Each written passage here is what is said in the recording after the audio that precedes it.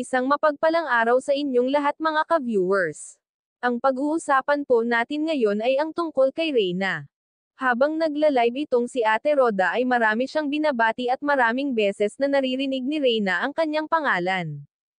Bigla na lang itong nagsisigaw habang nagla-live si Ate Roda. Nagulat si Ate Roda sa biglang pagsigaw ni Reyna, kaya ito ay napatayo at nilapitan si Reyna. Tinanong niya ito kung bakit.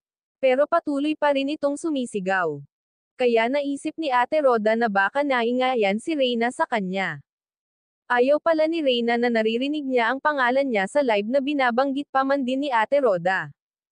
Kaya nagdesisyon si Ate Roda na lumabas sa kwarto at nagbabay pa nga itong si Reyna sa kanya. Talagang mabait itong si Ate Roda mga ka-viewers, talagang ang haba ng kanyang pasensya kay Reyna. Kasi kung mapapansin natin siya itong nagpakumbaba at nagpaubaya, kung mapapansin pa nga natin itong si Reyna ay talagang magaling na ito. Kasi naiintindihan na niya na siya ang pinag-uusapan, hindi katulad noon na wala siyang pakialam.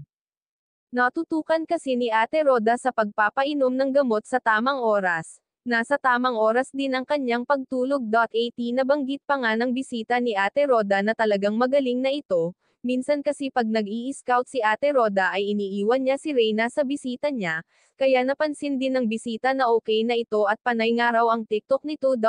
Kung pagmamasdan nga raw ito ay parang walang sakit. Hanggang dito na lang mga ka-viewers. Maraming salamat at God bless.